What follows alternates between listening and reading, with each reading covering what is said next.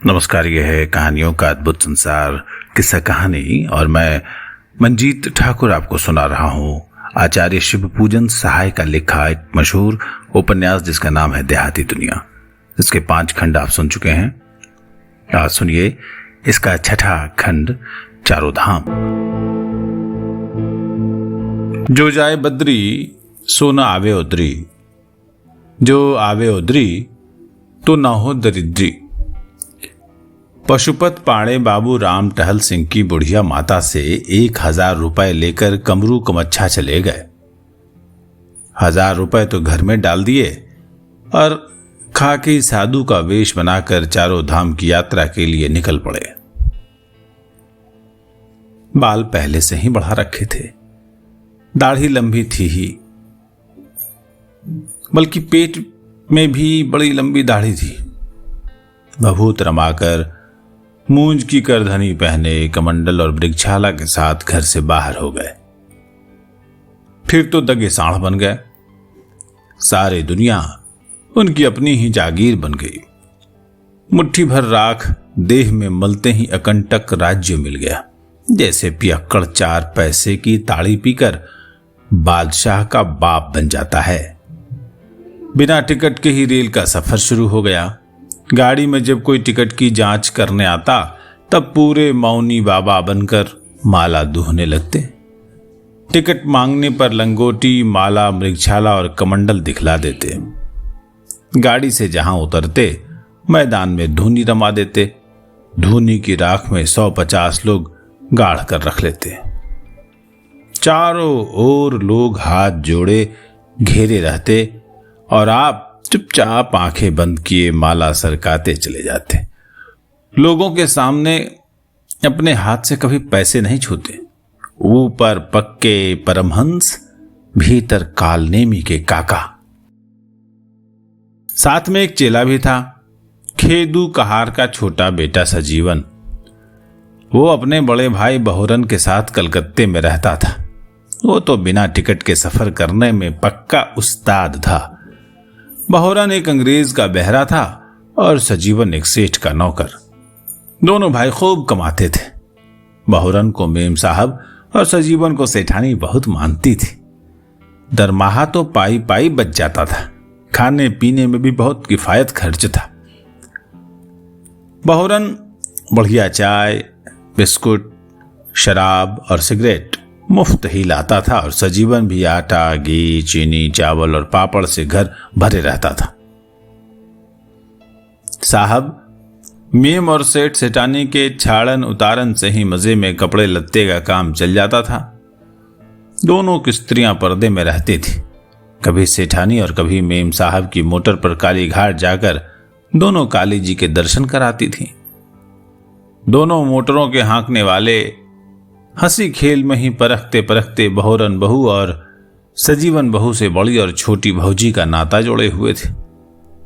दोनों गोतनी जब मोटर पर चढ़कर चौरंगी सड़क के बहुरंगी दृश्य देखते किले की मैदान की हवा खाते चली जाती थी, तब उन्हें भूलकर भी उस दिन की कभी सुधि नहीं आती थी जिस दिन बाबू राम टहल सिंह के नौकरों ने उनको बेपानी किया था।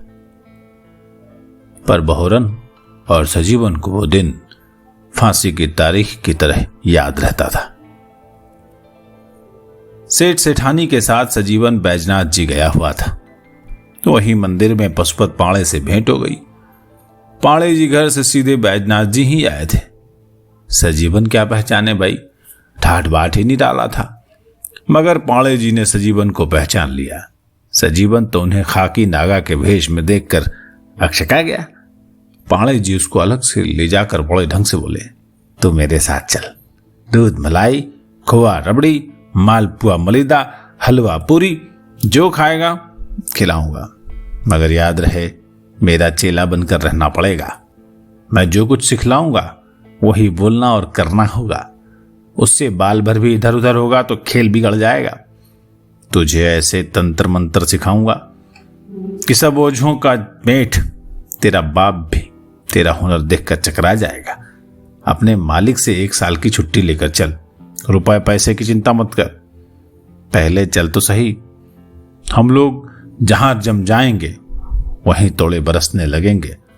मगर देर न कर पट्टा, बहुरन को चिट्ठी लिखकर आज ही डाकघर में छोड़ दे। सजीवन बड़ी दुविधा में पड़ गया। इधर सेठानी की चिंता, उधर तंत्र मंत्र सीखने की चोखी चाह। सोचा तंत्र मंत्र सीखे बिना बाबू साहब से उस दिन के अन्याय का बदला नहीं लिया जा सकता। बाबूजी नामी ओझा हैं तो क्या, उनसे कसर निकालना नहीं सपरेगा। हम लोग दोनों भाई अगर लाखों रुपए कमाकर घर में डाल देंगे तो भी अपने गांव में बाबू साहब के सामने सिर नहीं उठा सकेंगे। इस जन्म में हम लोग उनसे आंख बराबर नहीं कर सकते, मगर तंत्र मंत्र करके बदला चुकाना बहुत आसान है। बात भी जाहिर नहीं होगी और काम भी सिद्ध हो जाएगा। पाड़े जी अपने देहात में 10 कोस के बीच एक ही तांत्रिक है। 1 साल के संग में मुझे पलीता बना देंगे। जरूर इनके साथ चलना चाहिए। अगर सेठानी छुट्टी नहीं देंगी तो मैं भाग जाऊंगा। लौट आने पर फिर तंत्र साध कर सेठानी को भी मुट्ठी में कर सकता हूं। तंत्र साधने से भूत भागता है, दुश्मन डरता है। बड़े बड़े अदालती मामलों में डिग्री होती है। स्त्री अपने आप काबू की हो जाती है। राजा प्रसन्न होता है, देवता कृपा करते हैं, सारे काम फतेह हो जाते हैं, मन चाहे चीज भी मिल सकती है। अगर निष्ठा से सीख लूंगा तो सिद्ध ही हो जाऊंगा। सजीवन नौजवान छोकरा था, पाड़े जी की धूर्तता को समझ नहीं सका। अनायास आ गया पंजे में। बेचारे को ऊंचा नीचा कुछ सूझा ही नहीं। तांत्रिक होने की लालसा ने सजीवन को और अधिक बेचैन कर दिया। उसने सेठाने की बेचैनी नहीं देखी। उनके समझाने बुझाने को ताक पर रखकर चल पड़ा पाड़े जी के संग। पाड़े जी ने ऐसा चेला मुड़ा की यात्रा बन गई। जहां कहीं लक्कड़ जलाकर बाबा का आसन जमा देते, वहीं चेला रंग बांध देता। घटाटोप भूमिका बांध कर कहता, बाबा अपने हाथ से रुपया पैसा नहीं छूते। जिसका नसीब तेज होता है उसी को अपने हाथ से भभूत उठा कर देते हैं। अगर कोई नेह लगाकर आवे और बाबा उसके सिर पर अपना हाथ फेर दें तो उसका भाग जग जाए। परीक्षा ले लो, हाथ कंगन को आरसी क्या। चीला बड़ा चलता पुरजा निकला। जहां जहां गया हर जगह बाबा का डंका पीट दिया। बाबा तो सिर्फ कोयरी के देवता बने रहते और चेला अपनी कथकड़ी से लोगों पर धाक जमाए रहता। गुरु शेर भर, चेला सवा शेर। पांडे जी और सजीवन उसी दिन बैजनाथ जी के दर्शन करके जगन्नाथपुरी जाने के लिए कलकत्ते की गाड़ी पर सवार हुए। गाड़ी में बहुत से तीर्थयात्री साथी मिले। सबके सब अपनी आसपास के देहात के ही थे। कोई आजमगढ़, कोई मिर्जापुर, कोई गोरखपुर, कोई बनारस, कोई बलिया। एक सूरदास भी था। गाड़ी खुलते ही वो खंजड़ी पर गाने लगा, स्त्री जान की जीवन बिना जीना निकाम है, खटरस प्रकार अन्न का खाना हराम है, 8 10 4 6 सभी बकना बेकाम है, करी के करार क्या कियो मन में न श्याम है, आखिर गुलामी चाम की विधि कर्म बाम है, जीवत जगत इस जीव का बस राम नाम है, ज्ञानी अली छन पल सदा भजु आठो जाम है। भजन गाने के समय बीच बीच में भक्ति भाव के कवित्व भी एक निराली लय से कहता गया, कैसे सूझी परे वह सांवरो सलो न श्याम, पर धन दारा तेरी आँखिन समाई है, चाहे सुख सबदा पे बोबत बिया को बीज, भूरो पल भाई देवे राम की दुहाई है, गोपी चंद सपने हूँ सुमति कौन मानी बात, कुमति कसाई ने नटिसी नचाई है, अजो मति मंद भव सिंधु तरी वो, जो चाहे भजो रघुराई बस एक ही उपाय है, ऐरे मन मूरख तू भूलियो क्यों जगत माही, उमरी वृथा ही मदा मोह की गवाई है, सुत बिन धन धाम दारा परिवार छल, छदम को अगारा तेरा न को सहाय है, अजहूँ विचारा निज धर्म का प्रचार करूँ, भव सिंधु अगम अगाध दुखदाई है, शोभा राम राम राम जप आठो जाम धाम, मानुष के देह बड़े भागन सो पाई है। चारों ओर से लोग बोल उठे, वाह सूरदास तुमने तो अमृत बरसा दिया, भगवान ने तुम्हारे बाहर की आंखें बंद करके भीतर की आंखें खोल दी। तुम्हारा गला तो इतना मीठा है कि बांसुरी ससुरी क्या चीज होगी। कैसी सुंदर चीज गाई है, वाह जी वाह, धन्य सूरदास। एक यात्री ने कहा, कहाँ तक चलोगे सूरदास? सूरदास ने कहा, राम इच्छा से जगदीश धाम की डोरी लागी है। सब लोग आनंद से गदगदा कर बोल उठे, ओहो हो, खूब साथी मिले भाई, यात्रा सफल हो गई। अच्छा चलो, हम लोग तुम्हारी सेवा करते चलेंगे और तुम कभी कभी भजन गाकर सुनाते रहना, रास्ता भी कटेगा, भगवान का भजन भी होगा। बोलो भाइयों, जगदीश स्वामी की जय जय। रेल का डब्बा जय जयकार से गूंज उठा। बगल के डब्बे वाले झांकने लगे। तब तक एक यात्री ने आप ही आप कहा, हम तो भाई आज तक जितने सूरदास देखे हैं सबके सब भजनानंदी। मालूम होता है कि ईश्वर के यहां से ही सूर लोग गाने बजाने में उस्ताद होकर आते हैं। उनके बाहर अंधेरा और भीतर उजाला रहता है। सुनते हैं कि ब्रजमंडल वाले भक्त सूरदास वेद व्यास जी के अवतार थे, जैसे वाल्मीकि जी के अवतार गोसाई तुलसीदास। एक दफे वही सूरदास एक बहुत गहरे कुएं में गिर पड़े। बस उसी में मगन होकर भजन गाने लगे कि हम भक्तन के भक्त हमारे, सुन अर्जुन प्रतिज्ञा मेरी, यह व्रत टरत न टारे, भक्ते काज लाज ही धरी के, पांव पिया दे धाऊं, जहां जहां भीड़ पड़े भक्तन पे, तह तह जाई छुड़ाऊं। कुएं में जब आदमी की आहट मिली, सब लोग निकालने दौड़े, मगर सूरदास ने बाहर निकलने से इनकार कर दिया। कहने लगे कि नाग नथैया की बड़ी लंबी बांह है, वही निकालेगा तो निकलूंगा। डोरी पकड़कर ऊपर आना बेकार है, क्योंकि जो भगवान भवकूप से उबारता है वो क्या इस जलकूप से नहीं उबारेगा। बस इसी पर सब लोग झुंझलाकर ये कहते हुए चले गए कि मरने दो इस हठी अंधे को, इसी अंधकूप में, बड़ा दिमागी है। मगर भगवान से भक्त का कष्ट नहीं देखा गया। दौड़े हुए पहुंचे, झट कुएं में अपना हाथ डालकर सूरदास से बोलो, निकलो बाहर, मैं खुद तुम्हें निकालने आया हूं। सूरदास ने दीनानाथ की ये मधुर वाणी सुनते ही कुएं में टटोल कर उनका हाथ पकड़ लिया, दबा कर सहला कर देखा। बड़ा कोमल और चिकना हाथ था, उससे ऐसी सुगंध निकलती थी कि सूरदास मस्त हो गए। उनके रोए खड़े हो गए। खूब जोर से हाथ पकड़ लिया। सूर लोग भी बानर मूठ की तरह कोई चीज पकड़ते हैं, लेकिन त्रिलोकीनाथ के सामने बानर मूठ क्या और ऊंट की पकड़ क्या। बाहर निकलने पर ज्यों ही सूरदास ने भगवान को भर अकवार पकड़ना चाहा, त्यों ही लीलाधारी अंतरिक्ष हो गए। ये छुमंत्र देखकर सूरदास बड़े बिगड़े, ललकार कर बोले, कर छुटकाए जात हो निबल जानी के मोही, हृदय से जब जाहुगे मर्द बखानो तो है। इसी समय एक दूसरा यात्री बीच में बोल उठा, इस कथा में आपने जो ये कहा है कि सूरदास जी के कुएं में गिर जाने पर जब लोग उन्हें निकालने दौड़े, तब वो डोरी के सहारे बाहर निकलने पर राजी नहीं हुए, सो झूठी बात है भाई। सूरदास जी खुद लिख कर गए हैं कि परो कूप पुकार काहो सुनी न संसार, 7वें दिन आए जोधुपति कियो आप उधार। अरे 7 दिन तक जब किसी ने खबर नहीं ली थी, तब आपने ये कथा कहां सुनी कि लोग निकालने दौड़े और सूरदास निकले ही नहीं? ऐसा किस ग्रंथ में लिखा है? कोई प्रमाण दे सकते हैं? मैंने तो प्रमाण दे दिया। बीच में ही छेड़े जाने से पहले यात्री को बड़ा रंज हुआ। अक्खड़ ठेठ देहाती था, तनकर बोला, तुम किस देश के जंगली आदमी हो जी? बीच में छेड़ने वाले तुम होते कौन हो?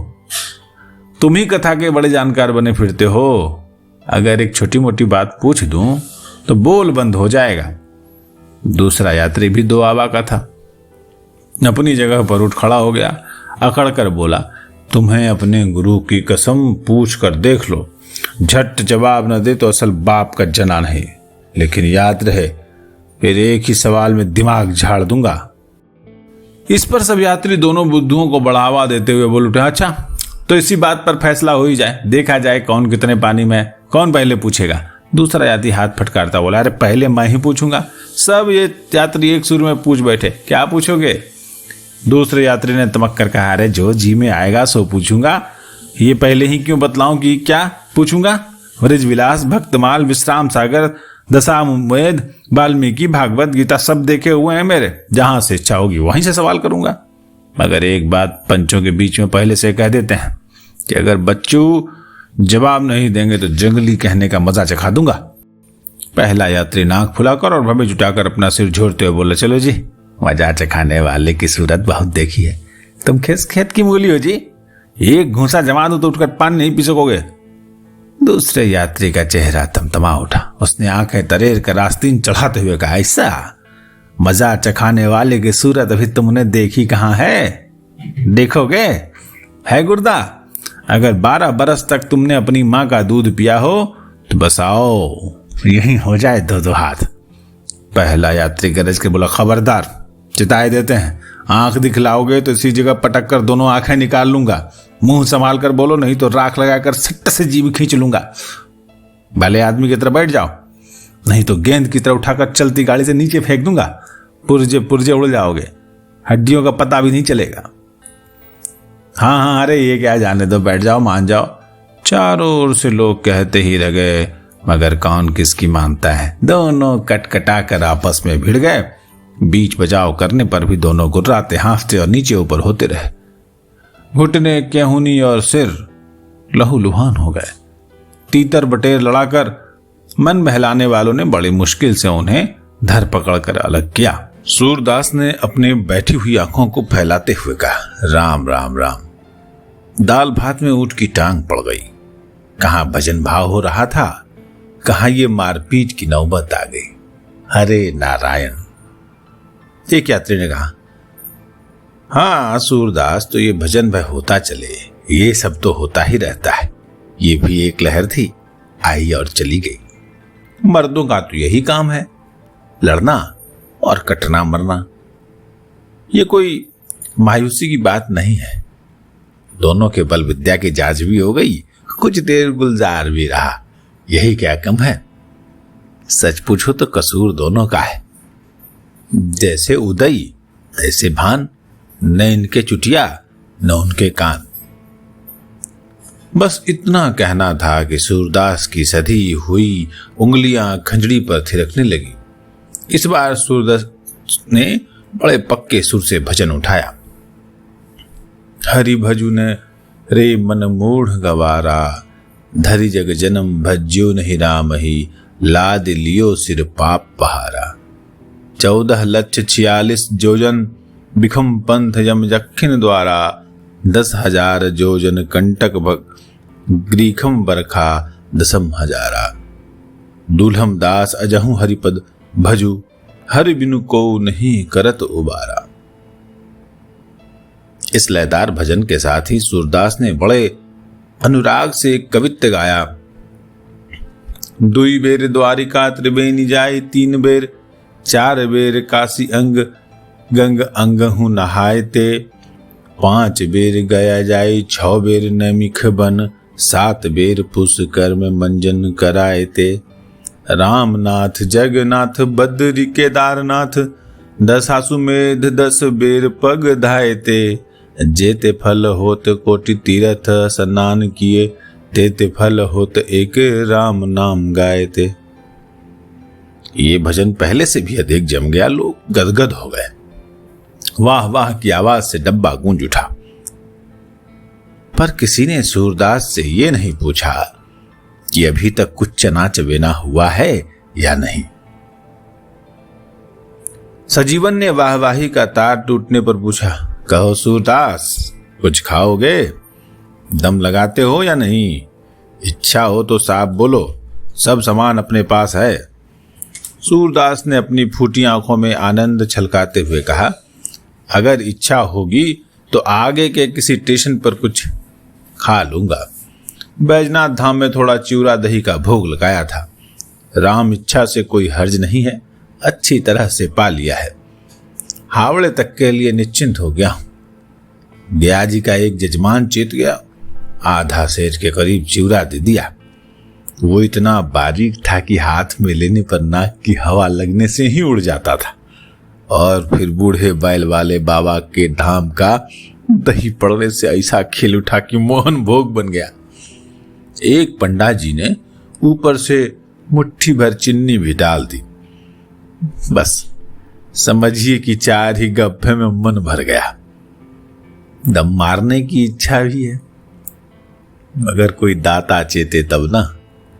अगर इस घड़ी दम लगाने का सामान हो जाता तो पेट भी हल्का होता, भजन भाव में भी मौज रहती। सजीवन ने गांजा मलकर चिलम चढ़ाई, सूरदास को गांजा पिलाया, सेठानी का दिया हुआ उम्दा लड्डू खिलाया और फिर अपने पास बिठाकर बाबा का गुणगान सुनना शुरू किया। बाबा की बड़ाई सुनकर सूरदास ने सिर झुकाया।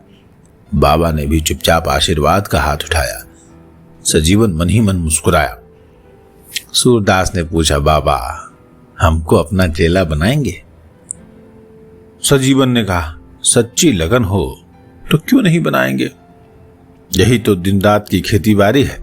संसार के जीवों का उद्धार करने के लिए ही तो बाबा हमारे तुम्हारे बीच में नजर आते हैं, नहीं तो कहीं पहाड़ की खोह में पड़े होते। बाबा का तो यही काम है।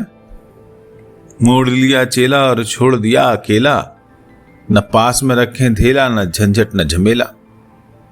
सूरदास ने कहा, बाबा बोलते नहीं है। सजीवन ने कहा, 12 बरस से मौन है। सूरदास ने अचरज के साथ कहा, 12 बरस से? सजीवन, और क्या, पहले 12 बरस खाली फलहार पर रहे, उसके बाद मौन रहने लगे। आजकल खाली गोरस पीकर रहते हैं। अब की बार ठाकुर द्वारे से लौटने के बाद गंगा तट पर खाली गंगा जल पीकर 12 बरस तक तप करेंगे। उसके बाद हिमालय पर चले जाएंगे, फिर कोई इनको देख नहीं सकेगा। सूरदास ने कहा, हो भाग्य, आज ऐसे महात्मा के दर्शन हो गए। राम जी की बड़ी कृपा हुई, क्योंकि बिनु हरि कृपा मिले ही नहीं संता, और संत मिलन सम सुख जग नाहि। फिर कबीरदास ने भी कहा है, ते दिन गए अकार थे, संगति भई न संत। एक मुसाफिर ने कहा, क्यों सूरदास, मौनी साधु माला भी जपते हैं, सुनो तो कहीं आते जाते भी नहीं। सूरदास ने कहा, भाई भगवान का सुमिरन करना तो हर हालत में अच्छा है। मौन रहने का मतलब यही है कि राम नाम के सिवा मुंह से कोई फजूल की बात न निकले। सुमिरन के सिवा हम लोग जो कुछ बोलते हैं सब माया का परपंच है। राम नाम का सुमिरन ही मूल पदार्थ है और सब मिथ्या है।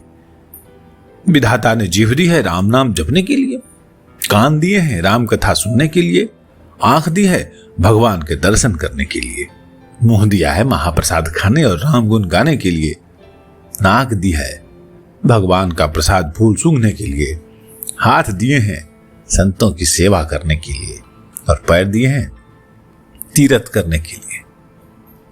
गोसाई जी ने तो साफ कह दिया है कि देह धरे कर यही फल भाई, भजिए राम सब काम निहाई। काक भुसुंडू जी ने भी गरुड़ जी से कहा है कि श्रुति सिद्धांत यही डरगारी, राम भजिए सब काम बेसारी।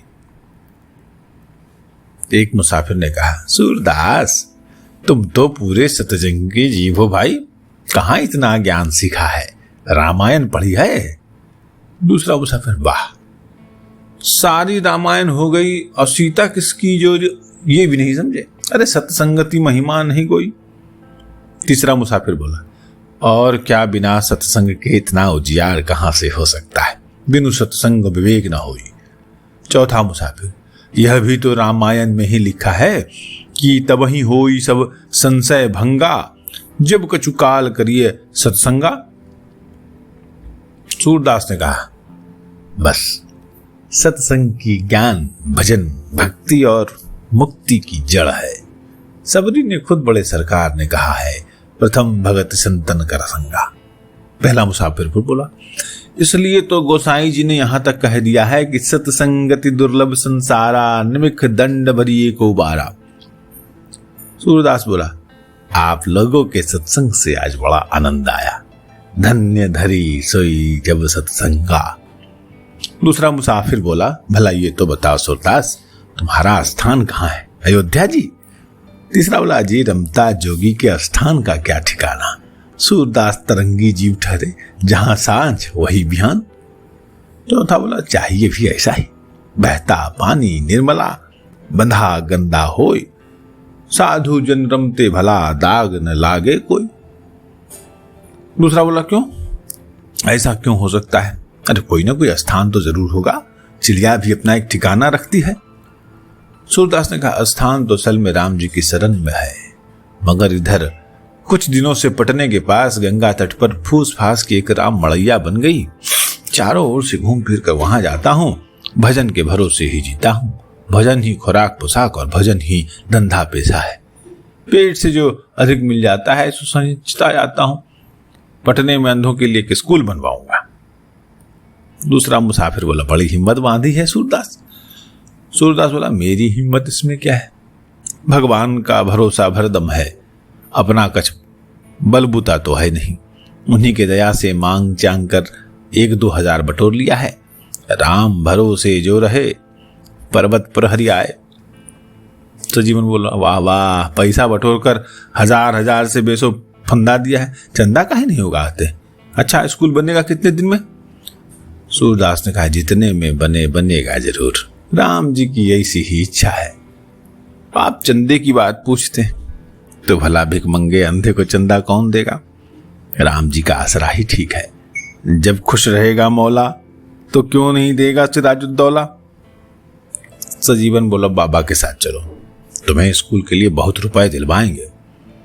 बाबा खुद रुपए नहीं छूते, जो पूजा चढ़ती है गरीब गुरबा को बांट देते हैं, और दूसरे साधुओं की तरह बाबा कभी भंडारा नहीं करते।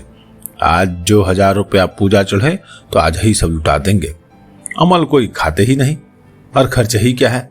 साथ रहोगे तो बाबा के प्रसाद से बढ़िया बढ़िया माल चाभोगे, देश देशांतर देखोगे, टके सीधे करोगे, सत्संग से लाभ उठाओगे और निश्चिंत रहकर भगत भजन में मस्त रहोगे। मौनी बाबा के चेले की बात सुनकर सब लोग सूरदास से कहने लगे चले जाओ सूरदास, बड़ा अच्छा मौका है, अपना हो भाग बनाओ। कैसे महात्मा से भेंट हो गई, सत्संग भी भगवत भजन से कम नहीं है। भगवान के भक्त का साथ मिल जाना परम पद से क्या कम है। तुम ही जानते हो राम से अधिक राम के दासा। बस पकड़ो मौनी बाबा का सहारा, आनंद से भजन भी करोगे, तीर्थाटन भी हो जाएगा, स्कूल भी बनवा लोगे, पर लोग तो सुधर ही जाएगा। इस लोक में भी तुम्हारी एक कीर्ति रह जाएगी। गोरस बेचत हरि मिले, एक पंथ दुई काज। सूरदास ने मुस्कुराते बेधड़क कहा राम जी का सहारा पकड़ ही लिया है तो अब इधर उधर कहां भटकता फिरूं, देखा जाएगा। देगा वही, आज दे या कल, खुद दे या किसी से दिलवा दे। बड़ा भारी दाता है, खलक को रोजी पहुंचाता है। जो उसका आसरा छोड़कर किसी आदमी का पल्ला पकड़ता है वह ऐसे अथाह में पड़ जाता है कि किनारा नहीं पाता। उसी के दरबार में पड़ा रहूंगा, कभी कनखी से भी तो आगेगा तो बेड़ा पार हो जाएगा। मैं उसको दिन रात भजता हूं, क्या वो इतना भी नहीं करेगा कि मेरा हौसला पूरा हो? मैं तो बेटा बेटी राजपाट महल अटारी हाथी घोड़ा मोहर असरफी कुछ नहीं चाहता। अपने लिए हमको चुटकी भर चून की भी चिंता नहीं है, पर लोग के लिए पर्यटन कर रहा हूं। पेट के धंधे की जरूरत क्या है?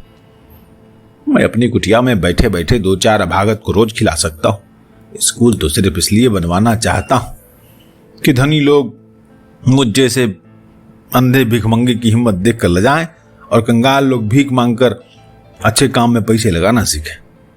कितने भिखमंगे बीड़ी सिगरेट गांजा भांग चरस अफीम दारू ताड़ी पीकर दाता के पैसे पानी में फेंकते हैं। कई भिखारियों के पास सैकड़े रुपए जमा है। मैंने तो कुछ भिखारी ऐसे देखे हैं जिनको गर्मी सुजाक की बीमारी है। कुछ लोग झूठ मूठ लड़की का ब्याह करने के लिए भीख मांगते फिरते हैं।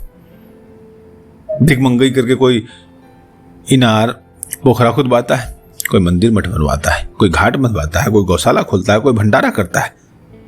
अजब अंधेर है, मुफ्त की गंगा हराम का गोता। मैं तो और कुछ न करके स्कूल ही बनवाऊंगा। विद्या दान सबसे बड़ा दान है। सेठ लोग सूद की कमाई से जो लाखों रुपए लुटा देते हैं, वो दान क्या मेरे इस भजन की कमाई से दिए हुए कुछ हजार के दान से बढ़कर होगा?